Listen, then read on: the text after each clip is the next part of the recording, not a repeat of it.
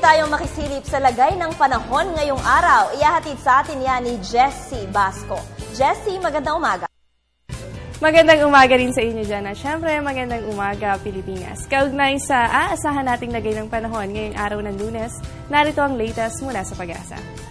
Fair weather po ang aasahan natin sa buong kapuluan ngayon at dulot po yan ng ridge of high pressure area na umiiral po dito sa May Luzon at itong easterlies naman na nakakaapekto dito sa May Visayas at Mindanao. At alam naman natin na kaakibat itong dalawang weather system na ito, yung good and fair weather. Kaya asahan din po natin yung maaraw at maalinsangan na panahon. Habang dito po sa may silangang bahagi ng bansa natin, makakaasa naman po tayo dyan sa mga isolated rain showers or thunderstorms, lalo na sa hapon o gabi. At isang magandang balita po for the next 2 to 3 days.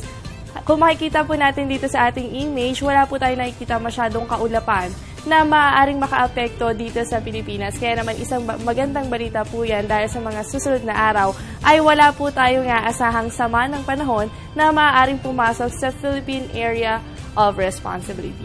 At dahil ngayon ay nasa opisyal pa rin tayong hot and dry season, patuloy pa rin pong nakakapagtala na temperature ang Pag-asa. Kahapon nga po, araw ng linggo nangunguna sa ating listahan ay ang Cabanatuan City na merong 38.9 degrees Celsius habang sa Naiya, Parañaque nakapagtala po yan ng 38.2 degrees Celsius. Sa Tuguegarao City meron pong 38 degrees Celsius at sa Sangli Point, Cavite nasa 37.3 degrees Celsius.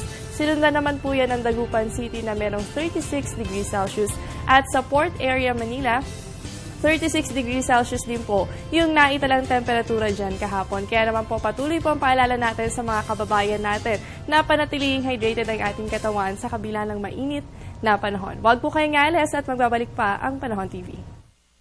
At yan muna ang latest mula dito sa Pag-asa DOST. Manatiling nakatutok sa Panahon TV kung saan walang pinipiling panahon ang pagbibigay impormasyon. Maaari niyong bisitahin ang aming official social media accounts and website para sa detalyadong ulat panahon at maaari niyo rin kaming mapakinggan sa DWIC.